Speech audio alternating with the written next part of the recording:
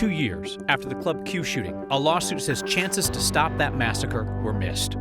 Governor Polis explains his excitement for RFK Jr. to lead America's health policy, despite his anti-scientific views. Well, I'm an excitable person. We go to a college campus where they say 70% of the students have experienced hunger or homelessness in the last year. And what do you get a town that has everything? Well, how about their own ski area? Netherlands considers a $200 million splurge. Treat yourself. Next. 2 years ago tonight, a shooter walked into an LGBTQ club in Colorado Springs, killed 5 people, injured dozens more. Today, the survivors are demanding accountability from the club and from elected leaders who they say ignored their security concerns. This tragedy has forever changed my life and the lives of everyone who is here today. There must be accountability and justice, and this can never happen again. A newly filed lawsuit from shooting survivors, the families of some of those killed, says the owners of Club Q and El Paso County's leaders could have done more to prevent that shooting. Blames the club's owners for not having better security despite the attack on an LGBTQ nightclub in Florida. Blames the El Paso County Sheriff and county commissioners for not using Colorado's red flag gun law to disarm the shooter, despite his known issues. Despite credible and alarming warnings about the shooter's violent threats, access to firearms, and intent to harm, these officials refused to act, following an unconstitutional and reckless policy of non-enforcement of the law. Colorado's red flag gun law allows family members, teachers, medical or mental health workers, or law enforcement to petition to have somebody's guns taken if they're a danger. Allows it. But there's no requirement to act. Our Kelly Rinke looks at that. 2 years ago, hate came to the door of Club Q, an LGBTQ nightclub in Colorado Springs. The shooter killed 5 people, and soon after the attack, there were questions about whether police and deputies could have used the red flag law to prevent it. That's because the shooter had been arrested a year earlier for threatening their grandparents and vowing to become the next mass killer. Charges were dropped after witnesses didn't cooperate.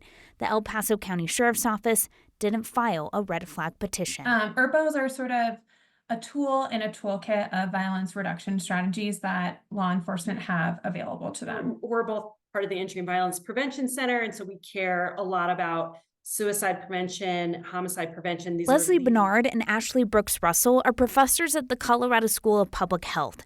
They can't speak to the lawsuit filed this week by survivors of the Club Q shooting, but they've studied the impact of the state's red flag laws. In Colorado, the majority of petitions, as with other states, are filed by law enforcement officers. Most petitions to take away someone's gun are filed by police, but state law doesn't mandate law enforcement to do so.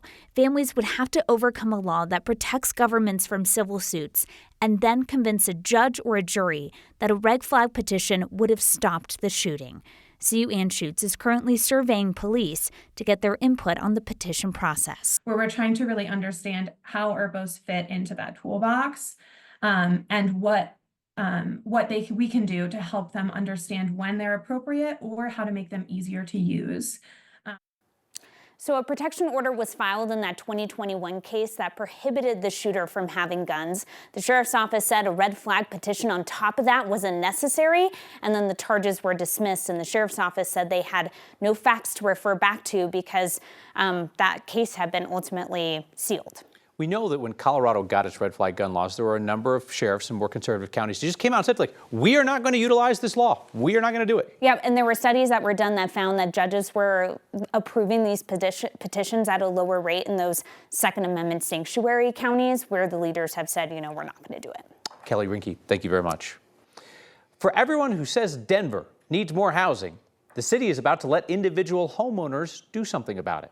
Last night, City Council approved a zoning update which will allow homeowners to build accessory dwelling units, aka granny flats or casitas. They'll be legal in all single-family residential neighborhoods. That brings Denver in line with the new state law and opens up about 70% of the city's land area to potential ADU development. Councilman Darrell Watson says the change is not supposed to be drastic. There are only a few hundred of these ADUs in all of Denver so far. He talks about it as, quote-unquote, gentle density.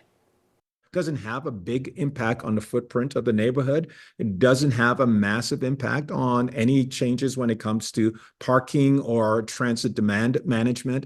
It truly incentivizes community members to be a part of the solution of increasing housing options for folks throughout the city.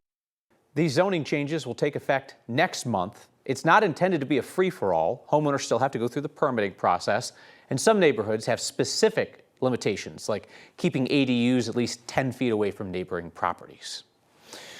Governor Jared Polis is doubling and tripling down on his effusive praise of Robert F. Kennedy Jr.'s nomination for health secretary, despite RFK Jr.'s claims that Wi-Fi causes cancer, that vaccines cause autism, and that COVID might have been genetically engineered to spare Jewish people. Our Mark Salinger caught up with the governor today to ask about his enthusiasm for RFK that's caused him to be criticized by a number of other Democrats. RFK, not a pharmaceutical lobbyist, as you indicated, has a lot of false things that he has said and does say. Can he separate those incorrect personal beliefs from the work he does on chronic disease, nutrition, and taking on big pharma? I hope so, and for the sake of our country, I pray so. Do you think he'll be able to? That's a valid question. Jared Polis isn't naive. He knows Robert F. Kennedy Jr. has claimed vaccines are linked to autism, and fluoride should be removed from drinking water. Last year, he said COVID was a genetically engineered bioweapon to spare Chinese and Jewish people, but harm blacks and whites. How does that view lend itself to the public policy that he may create? Those are both false, and it's important to say that, first of all. Yet the governor wants to push past that, hoping RFK can fulfill his promises to make America healthy again. Would you use this agency or your position to further your personal beliefs, or will you use it for what he said he would use it for? While Polis has championed RFK as someone who would focus on health and wellness, his party doesn't really see it that way. Colorado Democrats last week said RFK, quote, consistently undermines trust in science using his personal beliefs and conspiracy theories as evidence. He was here, but I think I had a phone call with him. I don't think I met him in person. Polis said he spoke with RFK on the phone in 2019 when he was in Colorado fighting against vaccine mandates. Polis supports vaccines, but championed a plan to avoid mandates for children and create a system for parents to opt out. Why take a meeting with a vaccine skeptic when you are trying to push science-first policies? Well, I'm trying to increase the vaccination rate in our state. I met with people who wanted to have mandates too. I mean, I try to hear from everybody before I make an informed decision. The governor told me today that Colorado has an application in with the FDA to import prescription drugs from Canada. It's been sitting at the FDA for a year now and hasn't been approved. He's now hopeful that with RFK leading the agency, they'll approve the application, allow the state to save money on prescription drugs. I really appreciate the fact that, one, the governor is willing to sit down and talk to you at length, and two, the questions you asked him, because a lot of this doesn't lend itself to conversations on Twitter. Actually, come to think of it, Twitter doesn't lend itself to any productive conversations. But when this came out, it was just kind of like, is Polis just saying like, hey, I'll work with the guy, right? Like, that's a good spirit. Or is Polis saying, I really, really love this guy? Because you read the tweets and you get the idea that he really, really loves RFK. Yeah, and he's also walking a bit of a fine line, because you have the quote-unquote bizarre things that Polis agrees are bizarre, those personal opinions that RFK is sharing. But then on the other side of the coin, you have what Polis actually wants RFK to do, things like going out and approving that FDA application to bring drugs in from Canada. Things like that, you see where they can work together on. Yeah, we're going to have a new segment called Let's Take It Off Twitter with Mark Salinger. It's just you having actual conversations that are going nowhere online. Mark, thank you. State leaders gathered at an RTD station today to unveil a 10-year public transportation plan for Colorado that specifically called out RTD for lagging behind. Was this awkward? It depends on your tolerance for awkwardness. Our tolerance is pretty high, so let's take a look. State legislators met at the RTD station at I-25 and Broadway to announce Vision 2035. It's the state's plan to double the rate of non-car transportation in the next 10 years, which they estimate cut another 1 million tons in greenhouse gas emissions. To hit those goals, state transportation leaders say they need to increase public transit service by 83%. Also need to build housing closer to transit and expand pedestrian infrastructure and bike paths. The proposal specifically calls out RTD, whose leaders were sitting in the audience. The plan says the agency's ridership continues to lag behind national trends. It calls for a quote-unquote aggressive expansion of new and current transit systems. No one from RTD spoke at that event today. The folks in charge at the event were the same Democratic legislators who launched a failed effort to restructure RTD's board last year. Governor Polis has previously called the agency out for a long list of broken promises, in his words, but today he said the state is committed to working with RTD. Read into that what you will. To achieve these goals, as I said in my opening remarks, everybody needs to be part of this. To facilitate more options and more choices, we need to make sure that the state empowers and works with our transit districts, including RTD, as well as our local governments. Now, they're not the only players in the room, right? It's not clear whether the incoming Trump administration will be willing to continue shelling out federal grants for Colorado's rail expansion. For one, the governor said today he doesn't think that would be impediment to the Front Range passenger rail line. He insists there's a way to get that enormous project done with only state funding. Anybody want to buy a ski area? Eldora's up for sale. The town of Netherlands checking the couch cushions for change. It would only take $100 or $200 million. And there's a college campus in Denver where students are trying to focus on learning while also worrying about health, hunger, homelessness. That's next. The ski company best known for its Icon passes just bought Arapahoe Basin. Alterra Mountain Company's been working on that deal since February. The company said there won't be any changes to the Arapahoe Basin season passes or the Icon passes for this season. Alterra also owns Steamboat Resort and operates Winter Park, which is owned by the city of Denver. There's another ski area in Colorado that's up for sale, Eldora.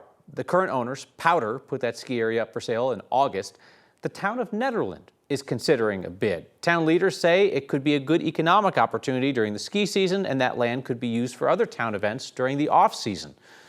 Town estimates the cost to buy Eldora would be somewhere around $100 to $200 million. They're already putting together potential investors, say they could end up seeking funding from grants and private donations. Kathy Sabin, we were talking about whether there's a larger municipally owned ski area in Colorado other than Eldora, if that was bought by Nederland. The only thing we could think of is Howelson Hill. It's owned by Steamboat. I don't know if there's others you know of. I can't think of another one outside of those two, but I will tell you that Eldora, if you ever want to try snowshoeing, that's a really fun place to try snowshoeing. I did that one time, and just really cool trails out that way. So very cool, and Mother Nature lending a helping hand with ski resorts that are open, those that are trying to open, and those that are making snow. We had a few light snow showers pass through early this morning, and now skies are clear in Denver. Roads over the higher terrain, snowpacked, icy. We've had areas of blowing snow and some accidents up that way. As a matter of fact, the mountain snow forecast includes more snow tonight and additional snow coming in with a new storm over the weekend. Temperatures have cooled back. Our high today only 40. We're down to 31 in Denver, 11 in Leadville, 19 in Kremling. That's about a 15 to 20 degree temperature swing over where we were this time yesterday. And the wind has been so gusty out of the northwest, gust over 40 miles per hour out at the airport. And the wind will start to ease a bit now that it is sunset in Denver,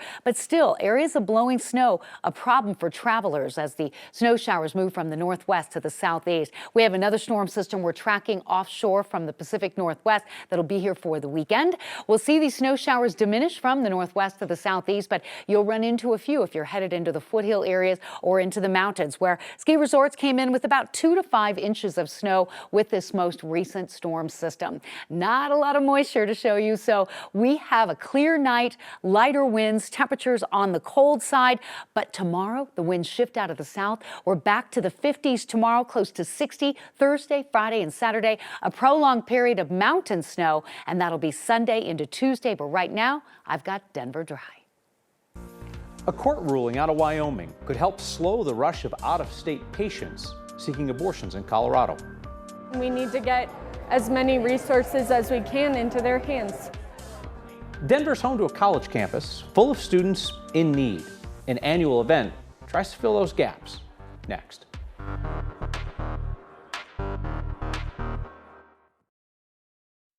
A state judge has again blocked the implementation of Wyoming's abortion bans.